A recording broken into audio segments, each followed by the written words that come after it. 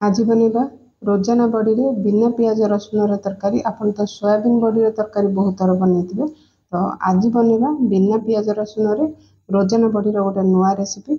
नमस्कार, जय जगन्नाथ। आपण मानक बहुत बहुत स्वागत करछि देसी फूड कोर्ट ओडिशा को।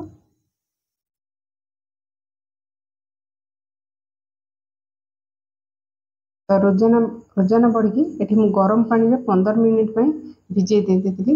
15 मिनिट पर देखि पारथबे तो ये भल से फुली जाइए भिजी जाइए। तो आपन जदि सांगे सांगे बनइबार अछि तो आपन 2 मिनिट आपन बॉईल कर परिबे। तो एठी भिजेला परे मठी ए सब को मु छाणी नेबी। तो रोजाना बड़ी सब जगह मिलनी, किंतु रोजाना बड़ीटा बहुत फेमस ब्रह्मपुर रे। तो आपन रोजाना चिली बनइथिबे तो बिना पियाज रसुन आज तरकारी आज बनेबा। तो जो रोजाना बड़ी भिजेथिली से पानी के हमें फोपाड़बानी, ताकू भी आमे व्यवहार करबा। तो ताकू रखबा साइड रे। रोजाना पे गोटे मसला बटा पे मु दीटा नेछि टमाटो। राग आपन जति खाइबे सेति कंचा लंका किंबा सुखिला लंका यूज करबे। तो अदा खंडे को छोट छोट काटी पकईछि। तो धनिया पत्र मु टिके अधिका नेछि। तो सब को बिना पियाज रसुन रे आमे ग्राइंड करनबा। तो आपन जेकोसी उपवास दिन मानक एमती बने की खाई परिबे। तो मसला ये रेडी हो गला। तो मुझे रिफाइन तेल, तो रिफाइन तेल तातिला परे मुझे बैगण। बैगणटा पूरा ऑप्शनल अच्छी, जेहेतु पकेले बहुत बढ़िया लगे। तो आप खाली आलू नहीं भी रोजाना बड़ी सहित करेंगे। तो ये अल्प हलदी गुंड देती, अल्प टिके लुण देती, तो जल्दी भाजी हो।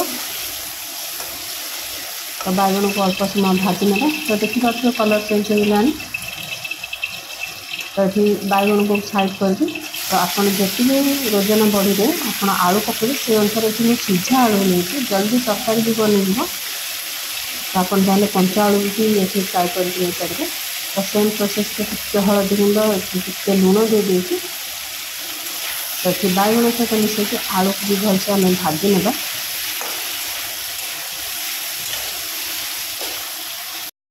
तो थरटे रेसिपीटा ट्राए करूँ, बहुत ही बढ़िया लगुच।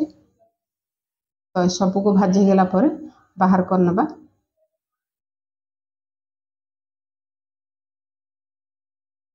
तो मुझे सेम करे यूज करछि, आपन चाहे अलगा करे भी बने पारे।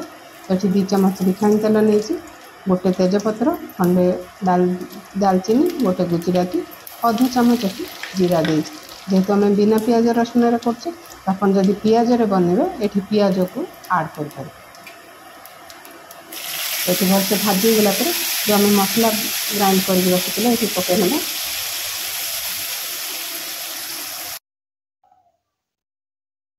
तो 3 ରୁ 4 मिनिट मसला को भलसे कषि नेबा, जमती साइड रो तेल छाड़ी आसबो।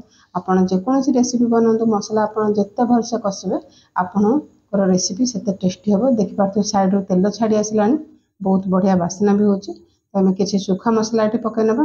हलदी चम्मच, हलदी गुंड गोटे चम्मच, ये काश्मीर रेड चिली पाउडर पकई भल कलर पाई। तो ये धनिया गुंड देची 1.5 चम्मच, ये देची करी पाउडर। तो करी पाउडर गोटे बड़ चम्मच देची। ए सब को भलसे मसला सहित कषि नेबा। तो ये कषिया मुझे ग्राइंडर जार धोईक अल्प पानी भी ऐड करनी। तो आ 1 ରୁ 2 मिनिट मसला को भलसे कषि नेबा। बहुत ही कम समय आपन टेस्टी तरकारी बनै पारे। तो सोयाबीन बड़ी रे आपन बनइथिबे तो रोजाना बड़ी रे थरे बनातु। जेहेतु आलू बैगण रे आम लुण पकईचे, तो ताकू चाहिए कि लुण को आम पकई नेबा। तो देख पाते साइड रू तेल भलसे छाड़ीगला, मसला भी भलसे कषि होगला। तो ये रोजाना बड़ी की जो आम भिजेक रखिले छाणिके ये पकई नेबा। मसला सहित आम रोजाना बड़ी की 1 मिनिट ये भलसे कषि नेबा। यदि आज वीडियो आपण मानक भल लगुच तो वीडियो गोटे लाइक करनी। चैनल रे न्यू थिले चैनल को सब्सक्राइब करनी। तो भाजिक रखिथिबा आलू और बैगण को ये पकई नेछि। तो आउ 2 मिनिट मसला सहित भलसे कषि नेबा। जेहेतु भजा ही तो बेसी समय कषिबा दरकार नहीं। तो ये देख पाते भलसे कषि होगला। तो आपन चाहे एमती भी खाई परिबे।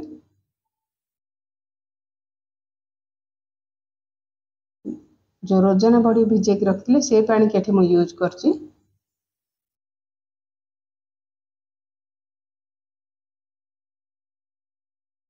तो ये हाई फ्लेम रे बॉईल होगा देवा।